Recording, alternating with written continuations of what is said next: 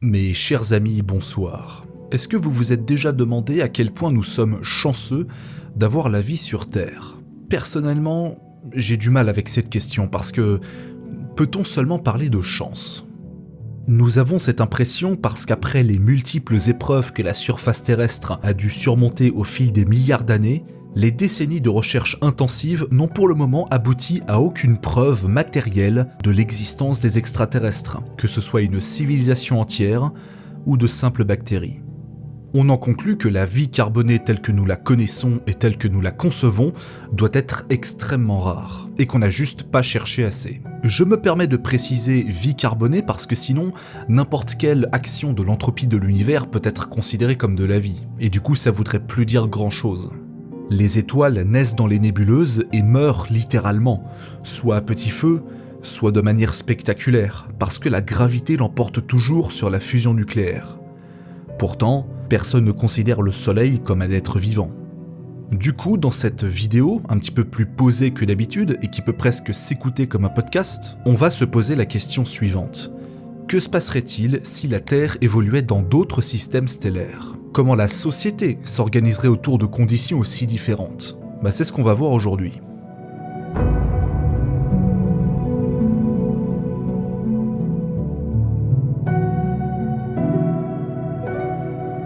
La vie sur Terre répond à des critères très précis. Si c'est le cas pour tout le reste de l'univers, alors la vie carbonée, l'eau, la photosynthèse, l'oxygène, les conditions planétaires, le champ magnétique, l'atmosphère et tout le package qui va avec risque d'être exceptionnellement rare dans la galaxie. Si ce n'est pas le cas, c'est une bonne nouvelle parce qu'on peut élargir nos perspectives. Et c'est à la fois une mauvaise parce qu'on a beaucoup moins de repères.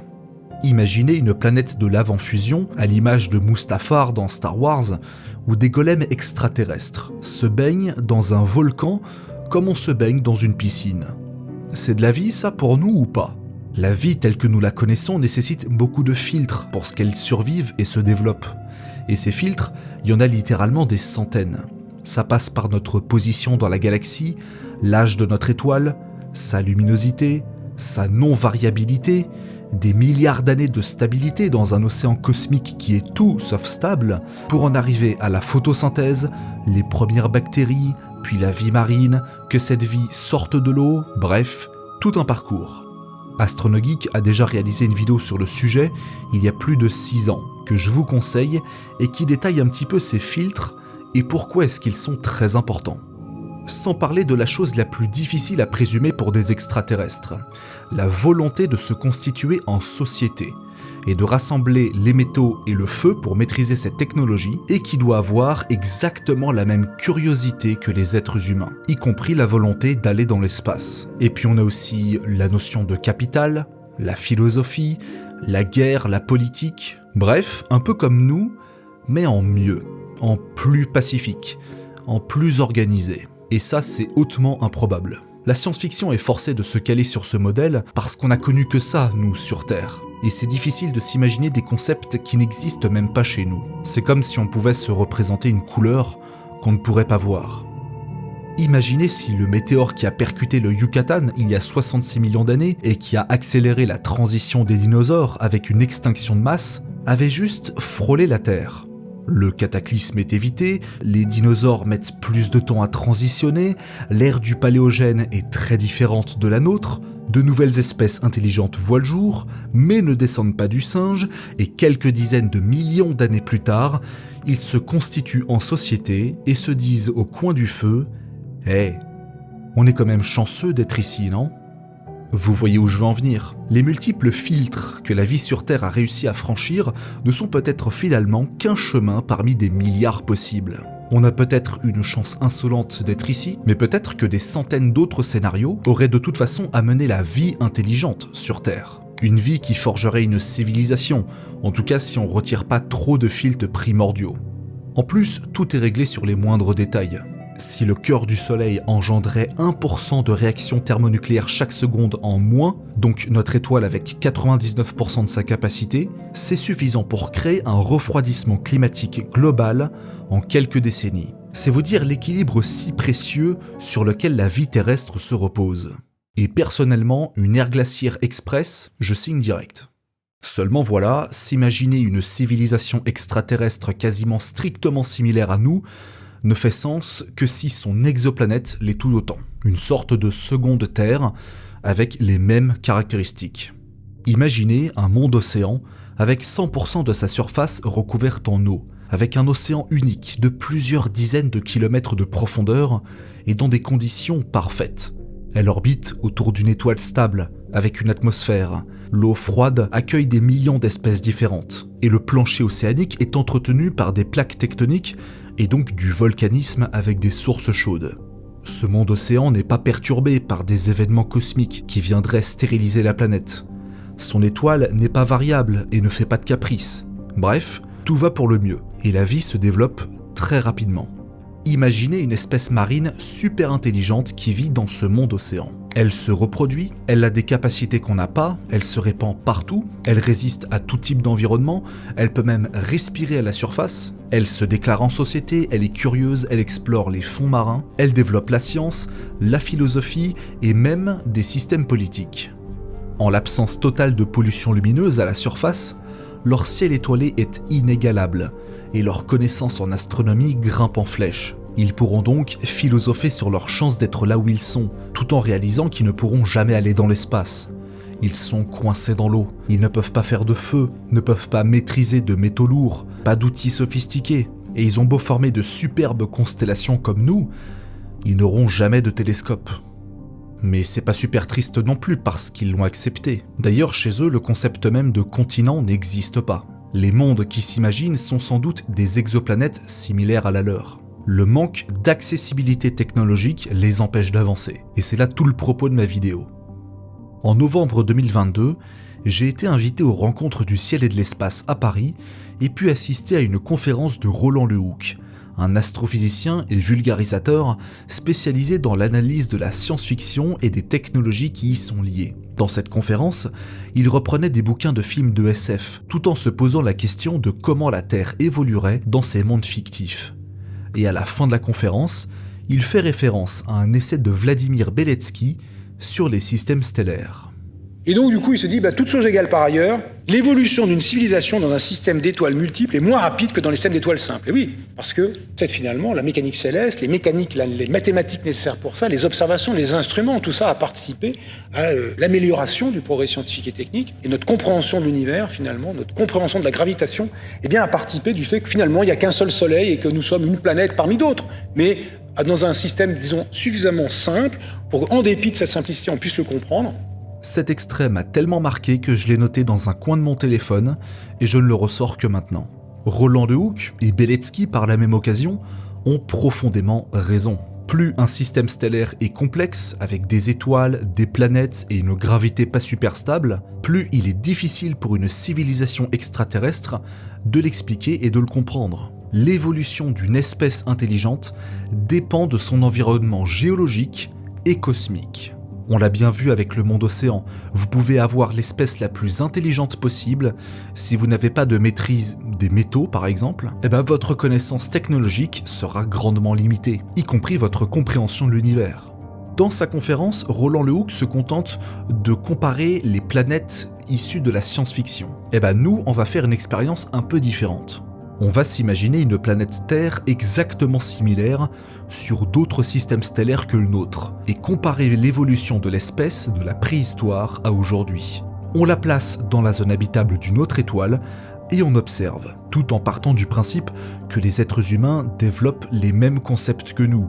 L'agriculture, la société, l'argent, la guerre, la politique, et la curiosité suffisante pour explorer son environnement et aller dans l'espace. Que ce soit par concurrence entre nations ou simplement une curiosité débordante, peu importe. Ce qui compte, c'est que leur évolution soit similaire à la nôtre en beaucoup de points. En gros, c'est le multivers dans les films. Ils sont différents sur des petits détails, mais ils sont quasiment similaires à nous. Commençons par un système simple, comme le Soleil, avec une seule étoile, mais cette fois-ci différente. Une naine rouge ou une étoile bleue. Les naines rouges sont de petites étoiles, à peine plus grandes que Jupiter et pesant entre 5 et 10% de la masse du Soleil et 200 fois moins lumineuses.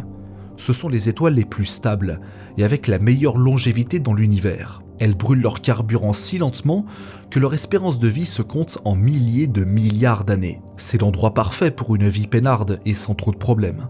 Là où la vie sur Terre aura probablement entièrement disparu d'ici 600 millions d'années à cause de l'augmentation de la luminosité du Soleil, dans la zone habitable d'une naine rouge, la vie peut se développer sur une période 1000 fois plus longue. Si la Terre orbitait autour d'une naine rouge, elle ne mettrait que quelques semaines à faire une révolution complète, et donc les années sont bien plus courtes. Qui dit années plus courtes dit célébrer les anniversaires plus souvent, ce qui amène à une augmentation considérable du chiffre d'affaires des sociétés de pâtisserie et de confetti, dont la capitalisation boursière devient plus importante encore que les GAFAM. Abonne-toi pour d'autres analyses de qualité. Bon, au-delà de la vanne, on aurait aussi des problèmes à comprendre notre environnement. Si on part du principe que l'écart de spectre que l'œil perçoit est le même, on ne verrait pas les mêmes couleurs que sur Terre. Par définition, une naine rouge produit beaucoup plus d'infrarouge que de bleu et d'ultraviolet. Les plantes qui utilisent la chlorophylle pour capter la lumière pourraient être plus sombres, voire entièrement noires, afin de capturer un maximum d'infrarouge. Nos yeux ne capteraient pas directement ce spectre, mais l'environnement qui nous entoure serait dominé par des rouges plus sombres. Mais il faudra quand même une adaptation technologique pour voir l'infrarouge comme nous on le voit sur Terre avec les caméras thermiques. En revanche, notre compréhension de l'univers sera grandement limitée. Les observations en ultraviolet ou rayons X seraient très difficiles, même avec des télescopes spatiaux en orbite, à cause du flux de lumière rouge et infrarouge qui inonde le système stellaire, ce qui pourrait retarder la découverte des trous noirs ou de la physique nucléaire. Sans ce dernier point, qui est littéralement la découverte la plus importante de l'homme moderne, les progrès scientifiques qui y sont liés ne verront pas le jour, y compris la physique quantique. Dans le cadre d'une étoile bleue, c'est très différent. Elles ne sont pas spécialement plus massives que le Soleil, mais elles sont beaucoup plus lumineuses, et dans les teintes de bleu, de violet, d'ultraviolet et même de rayons X. Leur espérance de vie est limitée à quelques millions d'années, ce qui empêche la vie de se développer concrètement avec la stabilité nécessaire. Il s'est écoulé plusieurs milliards d'années entre les premières bactéries et les lézards qui sortent de l'océan. Ajoutez à ça 400 millions d'années entre eux et nous. Cette évolution est impossible dans le paradigme d'une étoile bleue dont l'espérance de vie se résume à quelques millions d'années. Mais si on faisait abstraction de tout ça et qu'on clonait la Terre il y a 5000 ans à l'époque de l'invention de l'écriture, qu'est-ce qui se passerait ? Qui dit étoile bleue dit haut niveau de radiation, ce qui accélère l'évolution génétique et des formes de vie très résistantes aux mutations, une évolution beaucoup plus rapide que la nôtre. Les humains clonés seraient bien différents de nous, tant par leurs pigments de peau que leurs organes, et leur résistance aux mutations développerait considérablement leurs connaissances en médecine, tout en ayant une évolution très courte, avec une espérance de vie plus faible et centrée sur la reproduction. La civilisation qui en découle peut comprendre plus rapidement la physique nucléaire et stellaire, surtout si on se trouve à côté d'une nébuleuse qui a formé d'autres étoiles bleues. Par contre, le champ magnétique devrait être extrêmement puissant, capable de faire face aux crises fréquentes de son étoile. Mais tout ça, ce sont les points positifs. En réalité, le climat et l'environnement terrestre seraient grandement touchés et devra vraiment s'adapter. Et on aura une extinction du paléogène encore plus rapide que le réchauffement climatique actuel. En gros, l'étoile nous aide à bousiller la nature.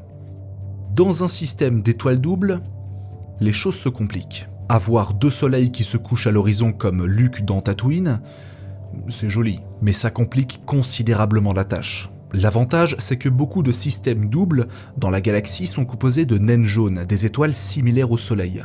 Même si elles sont pas jaunes, elles sont blanches dans l'espace. Jaune, c'est à cause de l'atmosphère terrestre en fait, c'est pour ça qu'on les a nommées comme ça. Et c'est aussi pour ça que le ciel est bleu. De ce côté-là, pas de changement. Le spectre lumineux serait similaire au nôtre. Le premier modèle, c'est deux étoiles proches qui se tournent autour de l'autre, et les planètes qui orbitent autour du foyer gravitationnel entre les deux étoiles. Forcément, avec 2 fois plus de masse, de luminosité et d'intensité radiative, la zone habitable est beaucoup plus lointaine. Sinon, vous cramez sur place. On aura le droit à des températures très élevées le jour et des conditions glaciales la nuit, un peu comme un désert. Par contre, l'atmosphère et surtout le champ magnétique devra être beaucoup plus résistant parce qu'il faudra gérer la luminosité de 2 étoiles. Même si on se trouvait dans la zone habitable beaucoup plus loin, ce sera quand même un challenge. L'autre modèle, c'est un soleil et une naine rouge sur une orbite très lointaine, à l'image des géantes gazeuses ou des comètes dans le nuage de Oort. Le système du Centaure est exactement dans cette configuration, et Proxima du Centaure qui orbite autour, mais beaucoup plus éloigné. En gros, ajoutez simplement une naine rouge lointaine dans notre système solaire et laissez faire la gravité pendant des milliers d'années, le temps que les orbites se stabilisent. Et c'est pas aussi apocalyptique qu'on pourrait le penser. En réalité, tout dépend de la distance avec cette étoile. Si elle se trouvait à une demi-année-lumière, on la verrait même pas dans le ciel tellement elle sera peu lumineuse et extrêmement lointaine. Et donc ça ne poserait pas de problème. Si elle se trouve entre l'orbite des géants gazeuses, c'est l'apocalypse en quelques centaines d'années. Donc imaginons une naine rouge qui orbite autour du Soleil à 15 milliards de kilomètres, c'est-à-dire sans unité astronomique, 100 fois plus loin que la Terre. C'est quand même un bon compromis. Mais du coup, la première conséquence, c'est l'absence réelle de nuit. Dans ce modèle, la face éclairée par le Soleil ne changerait pas, mais l'ombre de la Terre serait éclairée par la naine rouge au loin, avec un ciel très sombre mais rougeâtre, et la même luminosité que la pénombre. À cette distance, la naine rouge imprimera une magnitude de -14, soit plus lumineux encore qu'une pleine lune, et masquera une grande partie du ciel étoilé. Toute la faune et la flore aura évolué différemment en l'absence claire de système jour-nuit. Notre compréhension de l'univers serait alors considérablement ralentie. Nous ne découvrirons que très tardivement l'existence d'étoiles, de galaxies ou de nébuleuses. L'humanité pourrait progresser tout à fait normalement en maîtrisant le feu, l'énergie nucléaire, les métaux, s'organiser en société, aller dans l'espace, s'abonner à ma chaîne YouTube, enfin bref, tout un tas de trucs super, mais aurait des zones de flou concernant le cosmos lointain. Imaginez une civilisation qui ne connaît même pas le principe de nuit, qui ne voit même pas de ciel étoilé tout court. Et je dis ça, mais c'est pas spécialement exotique, parce que la pollution lumineuse des grandes villes est tellement importante aujourd'hui que certaines personnes qui y vivent toute leur vie ne voient même pas certaines étoiles. En l'absence de nuit, ou avec un ciel étoilé très pauvre, les modèles religieux pour expliquer le monde en l'absence de réponses scientifiques devront se passer de la cosmogonie liée au ciel et aux autres étoiles. L'être humain pourrait développer des religions plus permissives à la science durant son antiquité et son âge de bronze. Et puis comment faire pour comprendre la gravité et la relativité générale avec une autre étoile qui risque aussi d'avoir son propre petit système stellaire au sein du système solaire? Les lois de Kepler, de Newton, d'Einstein se reposent sur des orbites simples. Mais quid d'un système binaire, de la mécanique céleste, de l'astrodynamique? On a même découvert des étoiles avec 3, 4, voire 6 étoiles dans des orbites certes stables, mais très difficiles à comprendre. Le développement de l'exploration spatiale dans de telles configurations prendrait plus de temps qu'ici, et avec quasiment aucun moment de nuit. Le seul moyen d'en avoir serait une éclipse. Mais si ça vous ne suffit pas, on peut monter la barre encore plus haut avec les amas stellaires. Un amas stellaire ou globulaire est une région très dense en étoiles, bien plus dense que le bras d'Orion dans lequel se trouve le Soleil. Omega Centauri, l'un des amas les plus connus, se trouve à 15 000 années-lumière de nous et contient des millions d'étoiles dans un espace de 300 années-lumière de diamètre, ce qui est monumental. Nous vivons dans le bras d'Orion, une sorte de transition entre deux bras galactiques, à la périphérie de la Voie lactée. Considérez ça comme un quartier résidentiel dans une ville, à côté d'un échangeur d'autoroute. Les distances moyennes entre chaque étoile varient de 2 à 6 années-lumière. Mais dans un amas globulaire comme Omega Centauri, c'est 10 fois plus près. Et la densité d'étoiles est 25 000 fois plus élevée. Dans un environnement pareil, l'humanité grandit dans des conditions très particulières. L'environnement est bien plus riche en métaux et en éléments issus de la désintégration d'étoiles, comme les supernovas. Le ciel étoilé est exceptionnel et incroyablement brillant. Pas suffisant pour créer un deuxième jour, mais avec une richesse d'étoiles incroyable. Les plus proches d'entre elles se trouveront à 0,2 années-lumière du Soleil. Une civilisation humaine dans un tel environnement développerait alors une connaissance monumentale de la cosmologie et de la physique nucléaire, à un point que vous n'imaginez même pas. Son évolution sera exponentielle par rapport à nous. Le voyage interstellaire prendrait moins de temps à se développer, parce que les étoiles sont plus proches. Bon, 0,2 années-lumière, ça fait quand même 1800 milliards de kilomètres. Donc c'est énorme. Mais c'est toujours 5 fois plus proche que Proxima du Centaure avec nous. Le problème énergétique serait résolu avec l'énergie nucléaire et l'abondance d'uranium enrichi et de fusion thermonucléaire. Le développement technologique est potentiellement monstrueux. En plus, le mouvement des étoiles est tellement rapide au sein d'un amas globulaire qu'il sera même possible de découvrir la relativité générale avant même de théoriser la gravitation. La conséquence, c'est que l'amas globulaire masquera l'univers lointain tout entier. On ne saura probablement jamais avant des dizaines de milliers d'années d'évolution technologique ce que c'est qu'une galaxie. Et on ne saura jamais que nous nous trouvons à l'intérieur d'une galaxie. On ne saura jamais l'univers en expansion, le fond diffus cosmologique, à moins de sortir de l'amas globulaire. Mais ça nécessite de résoudre le problème du voyage interstellaire, donc un stade technologique extrêmement avancé. D'ailleurs, le concept même d'univers n'existerait pas, parce qu'on ne verrait que des étoiles dans le ciel lointain. Du coup, on se sera adapté aux radiations et on se concentrera sur la physique stellaire, avant même de comprendre s'il y a un espace qui se trouve au-delà. D'ailleurs, qui nous dit que l'évolution sera stable au cours des millions d'années? Dans un amas pareil, les collisions d'étoiles seront plus fréquentes, les supernovae aussi.